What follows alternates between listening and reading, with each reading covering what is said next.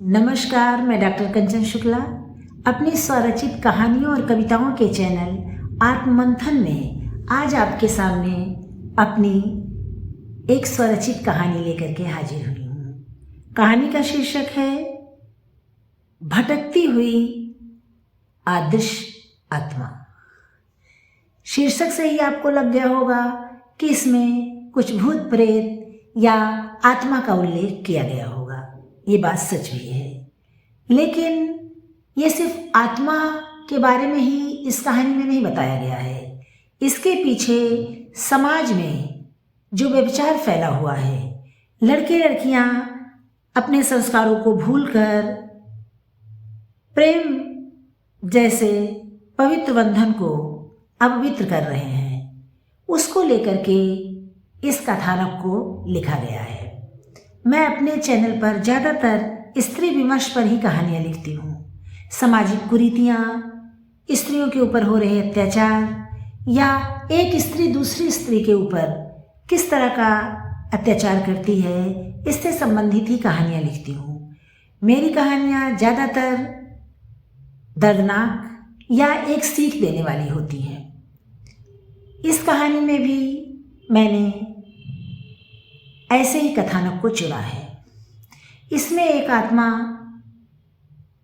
जो भटक रही है, वो अपनी गलती को बताती है और लोगों को शिक्षा देती है, उनका मार्गदर्शन करती है कि मेरी जैसी गलती आप ना कीजिए। वैसे तो लोग भूत प्रेतों पर विश्वास नहीं करते, आत्मा पर विश्वास नहीं करते इस वैज्ञानिक युग में, लेकिन ऐसा नहीं है।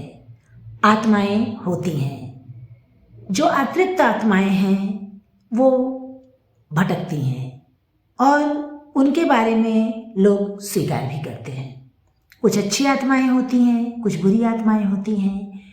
इसमें ये आत्मा बहुत अच्छी है, उसे अपनी गलती का एहसास है और वो जिसके कारण आत्मा बनी उसको दंड भी नहीं देती है, क्योंकि उसका मानना है कि गलती उसने की है तो वो किसी को दंड देने का अधिकार नहीं रखती। लेकिन जो गलती उसने की है वो गलती कोई और ना करे।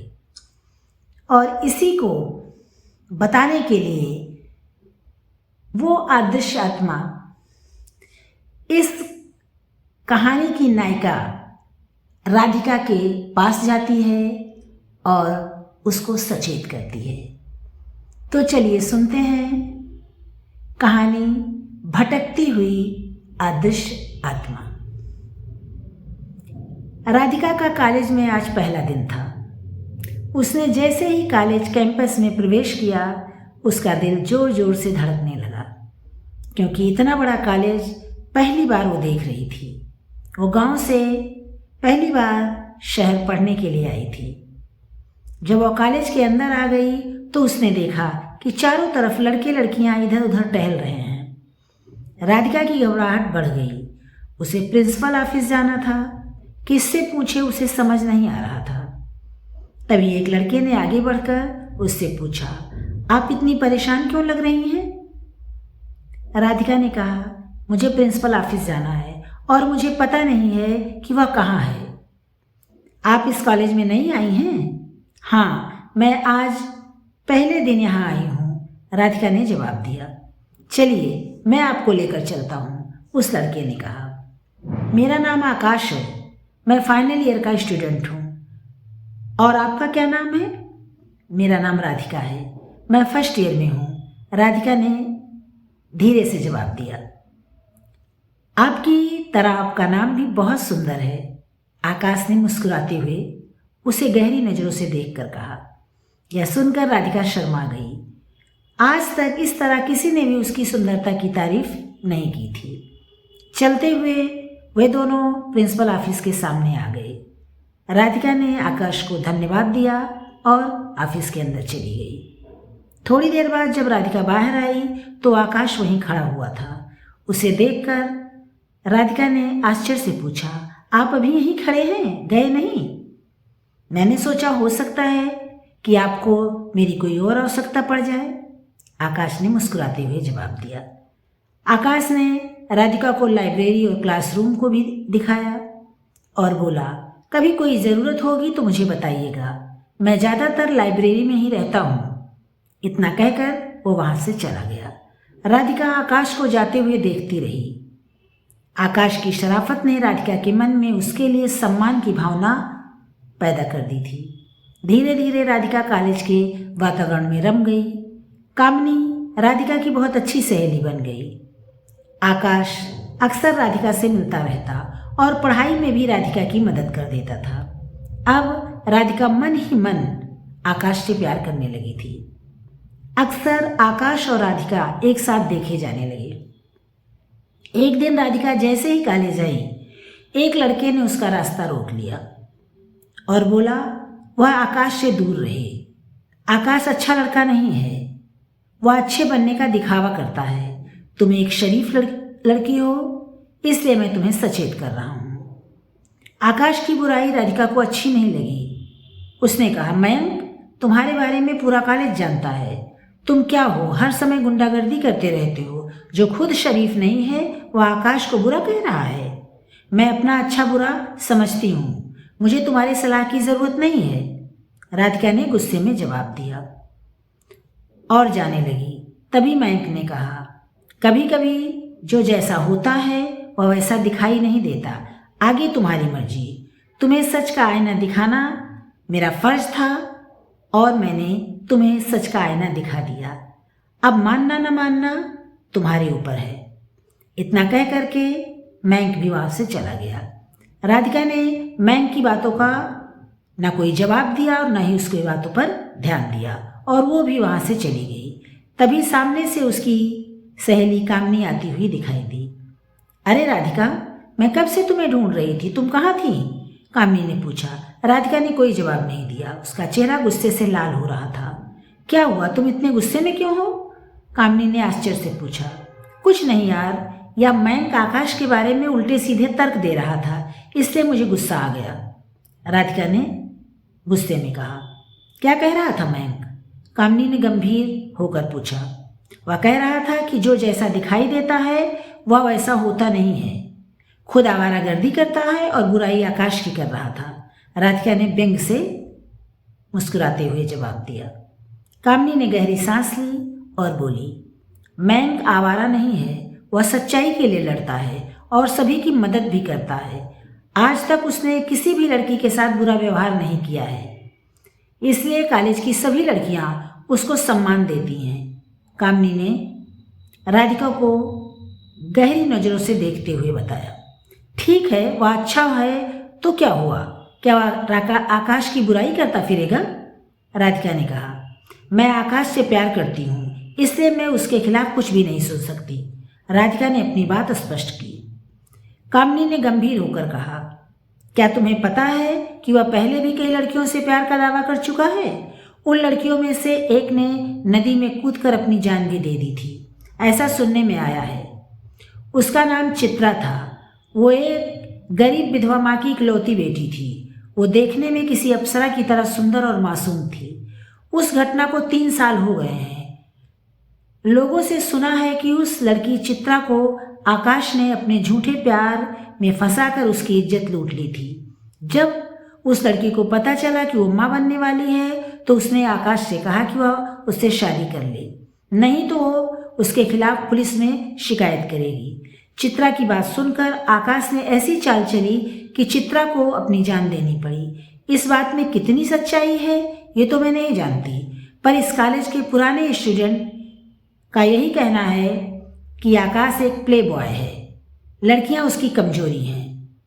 मैं इन सुनी सुनाई बातों पर विश्वास नहीं करती। आकाश ऐसा लड़का नहीं है। आकाश ने मुझे बताया था कि कुछ दौलत की लालची लड़कियों ने उस पर झूठे इल्जाम लगाए थे, जबकि आकाश सिर्फ उनका दोस्त था। आकाश जिससे प्यार करता था वो जया और रेखा थी, पर दोनों ने उसे धोखा दिया। जया ने किसी अमीर बिजनेसमैन से शादी कर ली और रेखा उसे बिना बताए अपने पिता के साथ दूसरे शहर चली गई। इसमें आकाश का क्या कसूर है? जिन लड़कियों के प्यार को आकाश ने ठुकरा दिया उन लड़कियों ने आकाश को बदनाम कर दिया। राधिका ने गुस्से में कामिनी को देखते हुए कहा, लोग आकाश के बारे में जो भी कहते हैं मैं उनकी बातों पर विश्वास नहीं करती, राधिका ने दृढ़ता से जवाब दिया। कामिनी ने फिर कुछ नहीं कहा। उसने गुस्से में राधिका को देखा और कॉलेज से बाहर निकल गई। उसके बाद राधिका भी अपने घर की ओर चली गई। दूसरे दिन कॉलेज 2 दिनों के लिए बंद हो गया। राधिका घर में अपने कमरे में लेटी हुई आकाश को याद कर रही थी। तभी आकाश का फोन आ गया। उसने राधिका को शहर के बाहर कंपनी गार्डन में मिलने के लिए बुलाया। राधिका ने अपनी चाची से सहेली के घर जाने का बहाना बनाया और आकाश से मिलने चली गई।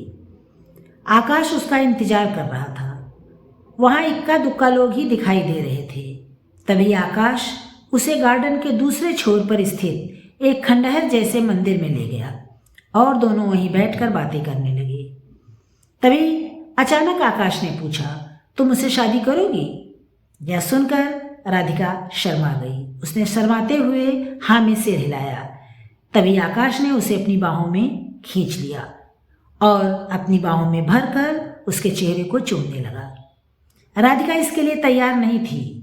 उसने अपने को छुड़ाने की कोशिश की पर वह उसमें सफल नहीं हो पा रही थी। फिर राधिका ने भी अपने आप को आकाश के हवाले कर दिया। तभी अचानक आकाश दूर जा गिरा, जैसे किसी ने उसे उठाकर फेंक दिया हो। आकाश इस हमले के लिए तैयार नहीं था। राधिका भी यह अदृश्य शक्ति को देखकर घबरा गई। उसके चेहरे पर दहशत दिखाई दे रही थी, क्योंकि राधिका जब आकाश की बाहों में थी तो उसे लगा किसी अदृश्य शक्ति ने उसे खींचकर आकाश से दूर कर दिया और आकाश को उठाकर दूर फेंक दिया। उधर आकाश ये सोच रहा था कि राधिका ने मुझे धक्का क्यों दिया, लेकिन फिर वो सोचने लगा कि राधिका ऐसा क्यों करेगी। फिर वह गुस्से में बोला, यह क्या तरीका है राधिका? मैं तुमसे प्यार करता हूँ और शादी करना चाहता हूँ, इसलिए मैं तुम्हें प्यार कर रहा था। इसमें इतना गुस्सा होने वाली क्या बात है जो तुमने मुझे धक्का दे दिया? आकाश ने पूछा, पर वो मन ही मन सोच रहा था कि राधिका ऐसा क्यों करेगी, जबकि वो खुद उसकी बाहों में समा गई थी। ये विचार आते ही आकाश ने बहुत प्यार से राधिका का हाथ पकड़कर उसकी आंखों में देखते हुए शिकायती लहजे में कहा, मुझे माफ़ कर दो, मैं जब भी तुम्हें देखता हूँ तुम्हारी सुंदरता में खो जाता हूँ।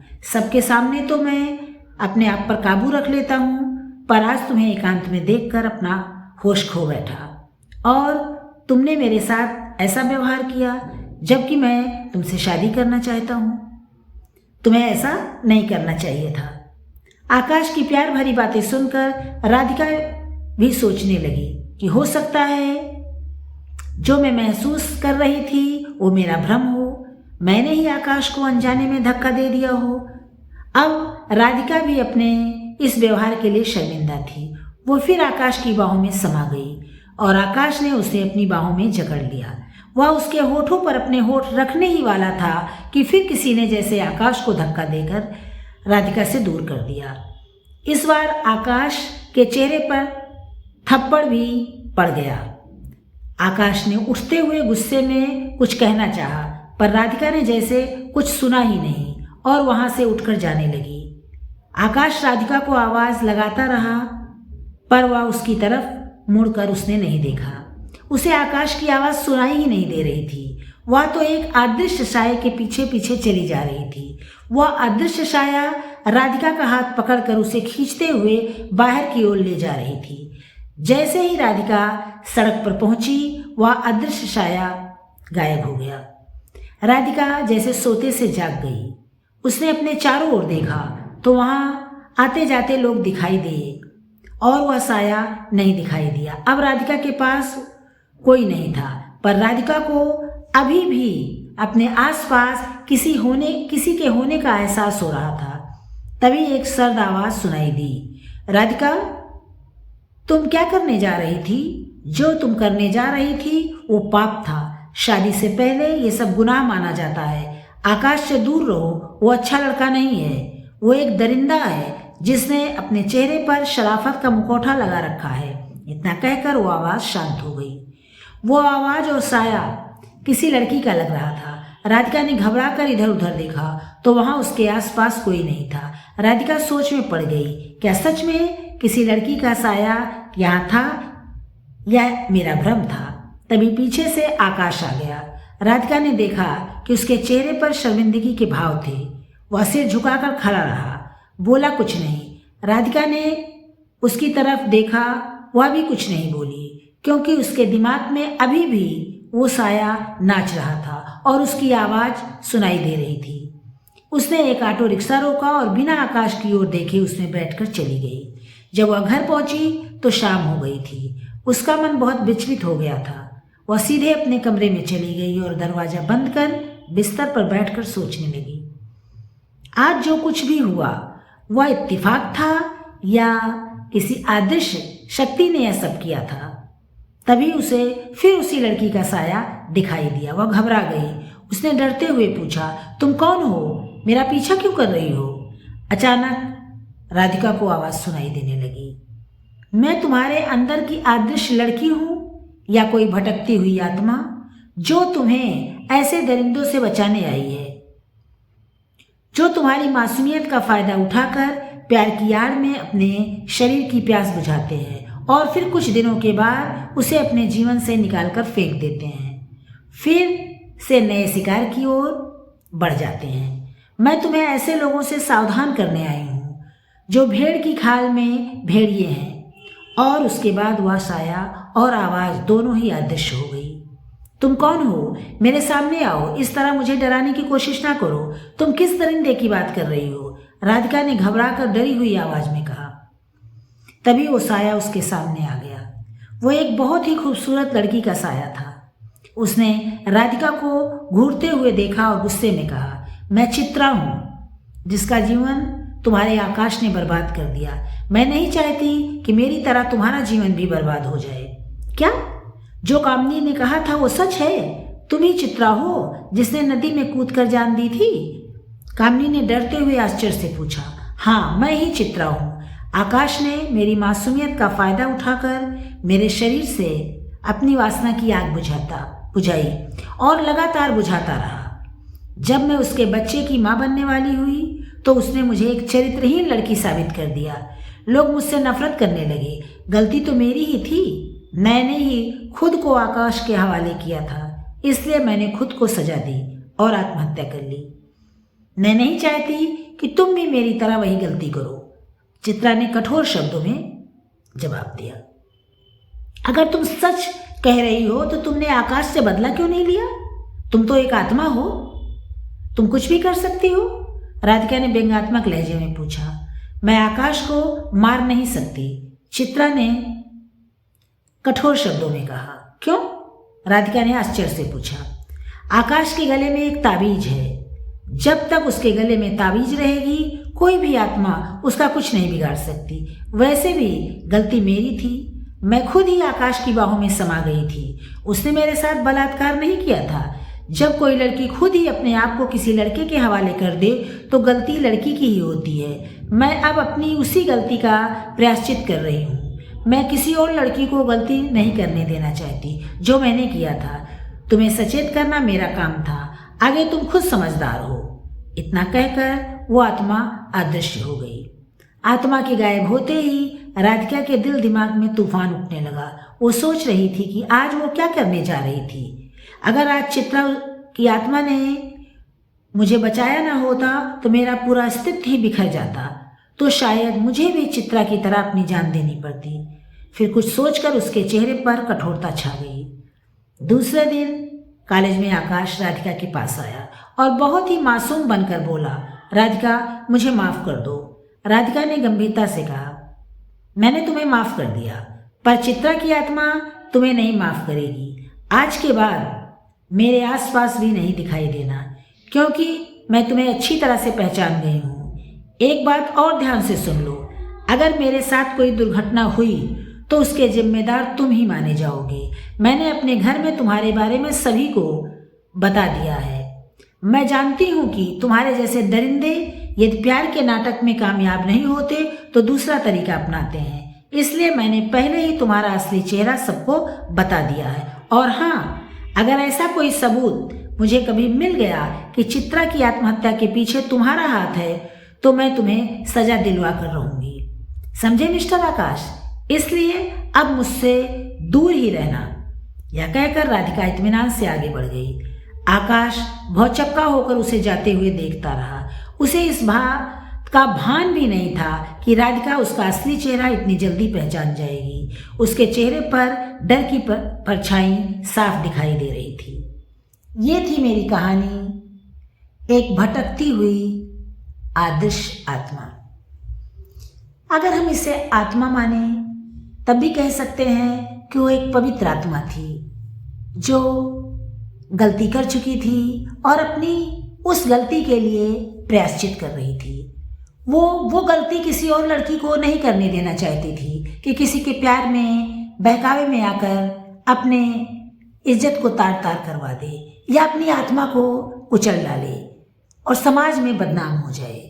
और अगर वो कोई आत्मा नहीं, राधिका की अंतरात्मा थी, तब भी उस अंतरात्मा ने राधिका को सचेत कर दिया।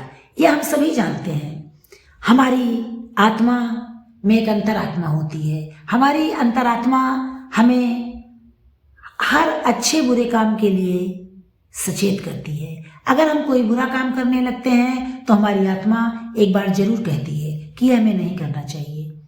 जो अपनी अंतरात्मा की आवाज़ सुन लेते हैं वो बुराई के रास्ते पे नहीं जाते। और अगर हम उसे आत्मा ही समझें, भटकती हुई आत्मा जिसके साथ आकाश ने दरिंदगी की थी और उसे आत्महत्या करने पर मजबूर किया था, तब भी उस आत्मा ने एक मासूम लड़की की जिंदगी बर्बाद होने से बचा ली। और राधिका को एक सबक मिल गया कि वो जिस उद्देश्य के लिए शहर आई है अपने उस उद्देश्य को पूरा करे। और अगर उसे ऐसा कोई सबूत मिल जाए तो आकाश जैसे शराफत के पुतले को, जो शराफत का मुखौटा लगा करके समाज में घूम रहा है, उसको बेनकाब कर सके। ये थी मेरी कहानी, भटकती हुई आदर्श आत्मा। अगर मेरी कहानी आप लोग को पसंद आई हो तो इसे लाइक कीजिएगा, शेयर कीजिएगा और मेरे चैनल को सब्सक्राइब कीजिएगा। कल फिर मिलते हैं एक नई कहानी के साथ। नमस्कार।